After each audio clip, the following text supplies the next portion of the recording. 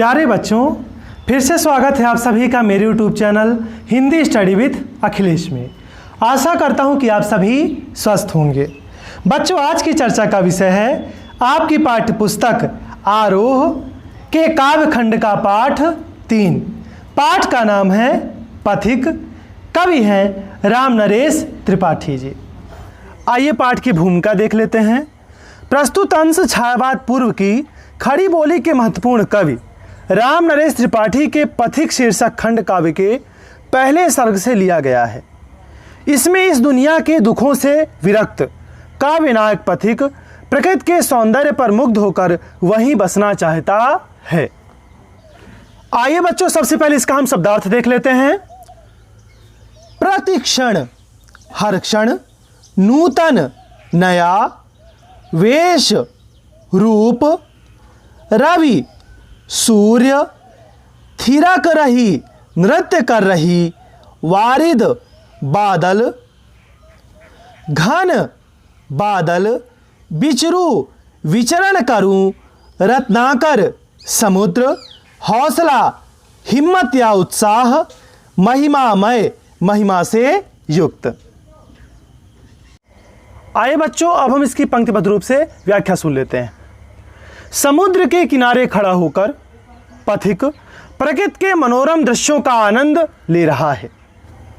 प्रतिक्षण नूतन वेश बनाकर रंग बिरंग निराला, आकाशमंडल में रंग बिरंगे बादल हर क्षण नया वेश धारण कर रहे हैं।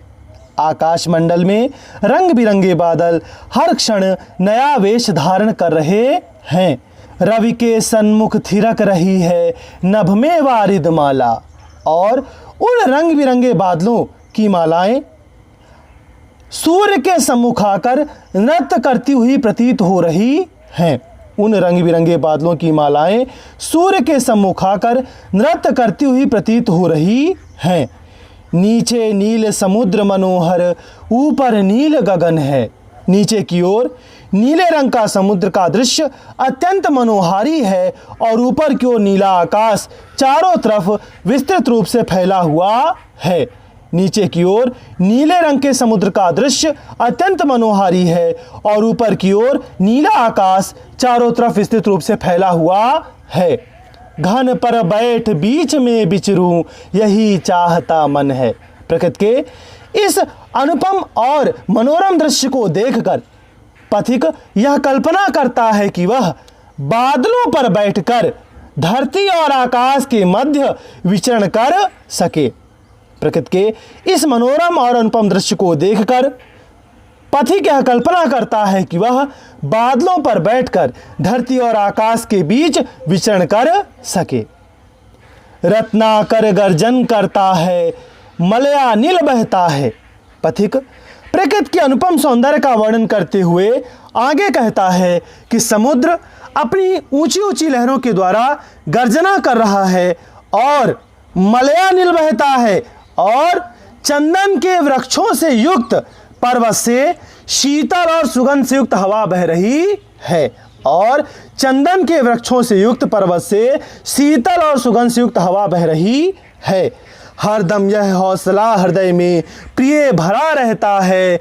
इस विशाल विस्तृत महिमामय रत्नाकर के घर के कोने कोने में लहरों पर बैठ फिरूं जी भर के। ऐसे सुंदर वातावरण में पथिक कहता है कि हे प्रिय, मेरा हृदय हर समय इस उत्साह से भरा रहता है कि मैं इस विशाल विस्तृत महिमा से युक्त समुद्र के घर के कोने कोने में लहरों पर बैठकर विचरण करूं, अर्थात समुद्र के सौंदर्य का स्पर्श कर सकूं। पथिक कहता है कि हे प्रिय, ऐसे सुंदर वातावरण में मेरा हृदय हर समय इस उत्साह से भरा रहता है कि मैं इस विशाल विस्तृत और महिमा से युक्त समुद्र के घर के कोने कोने में लहरों पर बैठकर विचरण कर सकूं, अर्थात समुद्र के इस सौंदर्य का स्पर्श कर सकूं। आइए बच्चों, अब हम इसका संकेत देख लेते हैं। संकेत कैसे लिखेंगे इसका? सबसे पहले प्रारंभ के दो शब्द अर्थात प्रतिक्षण नूतन, इसके बाद जी भर के, प्रतिक्षण नूतन डैश लगाने के बाद जी भर के। इसका संदर्भ क्या होगा? संदर्भ सुनते हैं। प्रस्तुत पंक्तियां हमारी पाठ्यपुस्तक आरोह के पथिक नामक पाठ से ली गई हैं, जिसके कवि राम नरेश त्रिपाठी जी हैं। इसका प्रसंग क्या होगा? प्रसंग सुनते हैं। प्रस्तुत पंक्तियों में कवि ने सागर के किनारे और रंग बिरंगे बादलों के सौंदर्य का वर्णन किया है। प्रस्तुत पंक्तियों में कवि ने सागर के किनारे और रंग बिरंगे बादलों के सौंदर्य का वर्णन किया है। आइए अब हम इसकी पूरी व्याख्या सुन लेते हैं। समुद्र के किनारे खड़ा होकर पथिक प्रकृति के अनुपम और मनोरम सौंदर्य का आनंद ले रहा है। आकाश मंडल में रंग बिरंगे बादल हर क्षण नया वेश धारण कर रहे हैं। उन रंग बिरंगे बादलों की मालाएं सूर्य के सम्मुख आकर नृत्य करती हुई प्रतीत हो रही हैं। नीचे की ओर नीले समुद्र का दृश्य अत्यंत मनोहारी है और ऊपर की ओर नीला आकाश चारों तरफ विस्तृत रूप से फैला हुआ है। ऐसे सुंदर वातावरण में पथिक यह कल्पना करता है कि काश वह बादलों पर बैठकर धरती और आकाश के बीच विचरण कर सके। समुद्र अपनी ऊंची ऊंची लहरों के द्वारा गर्जना कर रहा है और चंदन के वृक्षों से युक्त पर्वत से शीतल और सुगंध से युक्त हवा बह रही है। ऐसे समय में पथिक कहता है कि हे प्रिय, मेरा हृदय हर समय इस उत्साह से भर रहा है कि मैं इस विशाल विस्तृत महिमा से युक्त समुद्र के घर के कोने कोने में लहरों पर बैठकर विचरण कर सकूं, अर्थात मैं समुद्र के इस सौंदर्य का स्पर्श कर सकूं। आइए बच्चों, अब हम इसका विशेष देख लेते हैं। विशेष क्या होगा? पहला विशेष होगा संस्कृत निष्ठ खड़ी बोली का प्रयोग। दूसरा शांत रस। अलंकार देख लेते हैं। हरदम यह हौसला हृदय में, हावण की आवृत्ति अनुप्रास अलंकार। कोने कोने में पुनरुक्त प्रकाश अलंकार है और रत्नाकर गर्जन करता है। यहां प्रकृति का मानवीकरण किया जा रहा है, अर्थात यहां मानवीकरण अलंकार का भी प्रयोग किया गया है। अब हम अगले पद की व्याख्या देख लेते हैं। इसका शब्दार्थ देख लेते हैं।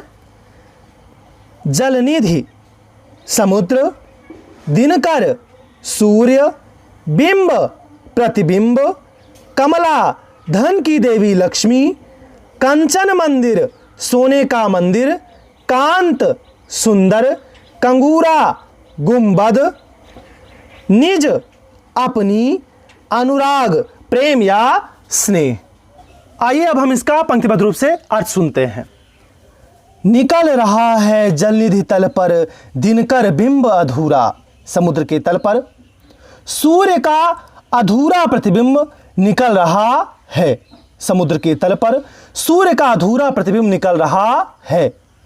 कमला के कंचन मंदिर का मानो कांत कंगूरा, जिसे देखकर ऐसा प्रतीत होता है जैसे धन की देवी लक्ष्मी के सोने के मंदिर का कोई सुंदर गुंबद समुद्र के जल की सतह से धीरे धीरे ऊपर की ओर आ रहा हो।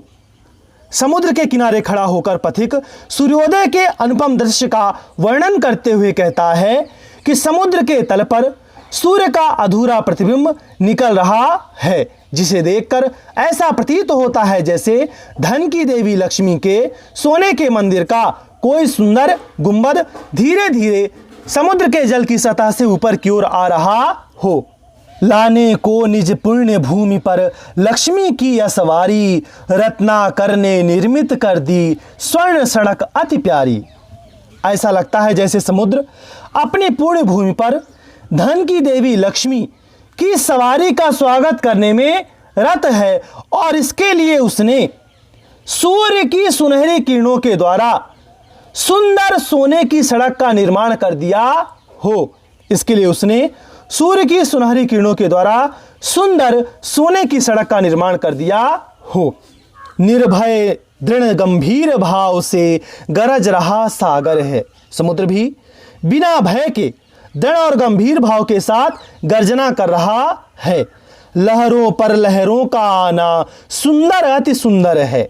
लहरें एक एक करके आ जा रही हैं। इस प्रकार लहरों पर लहरों का आना अत्यधिक सुंदर दिखाई दे रहा है। कहो यहाँ से बढ़कर सुख क्या पा सकता है प्राणी, अनुभव करो हृदय से हे अनुराग भरी कल्याणी।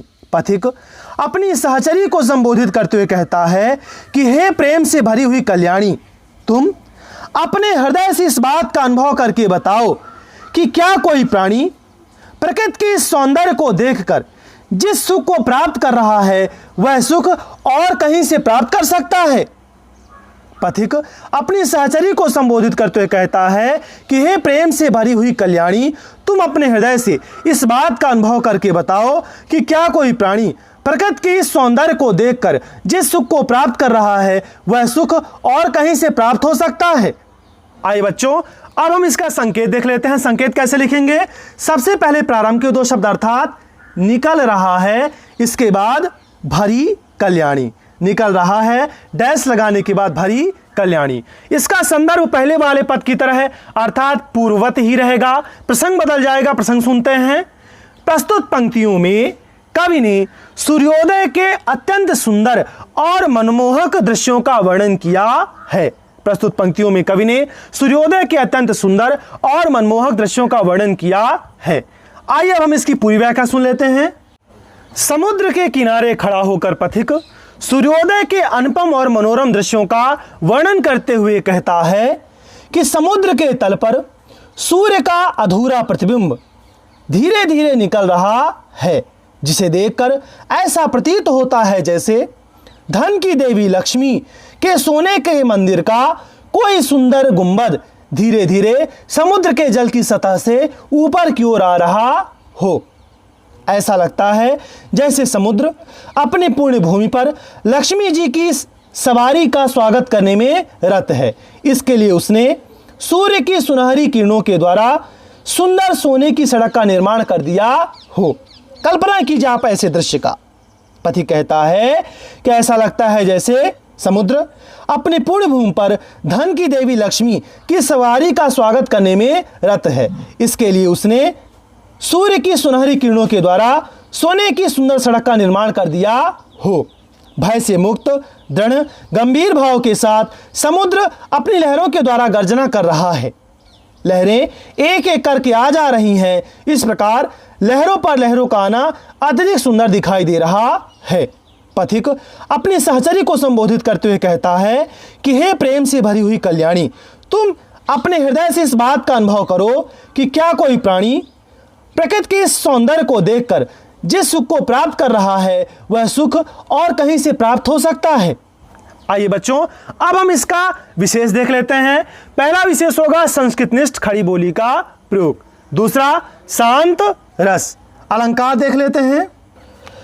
कमला के कंचन मंदिर का मानो कांत का घूरा, कावण की आवृत्ति हो रही है। अनुप्रास अलंकार का प्रयोग किया गया है। इसके साथ साथ मानो ये उत्प्रेक्षा अलंकार का वाचक शब्द है। यहां पर उत्प्रेक्षा अलंकार का भी प्रयोग किया गया है। बहुत बहुत धन्यवाद आप सभी का। आशा करता हूं कि आप सभी को मेरा आज का वीडियो पसंद आया होगा। अगर आपको वीडियो पसंद है तो मेरे इस वीडियो को लाइक करिए, मेरे चैनल को सब्सक्राइब करिए। मिलते हैं हम अगले वीडियो में, तब तक के लिए आप सभी को राम राम।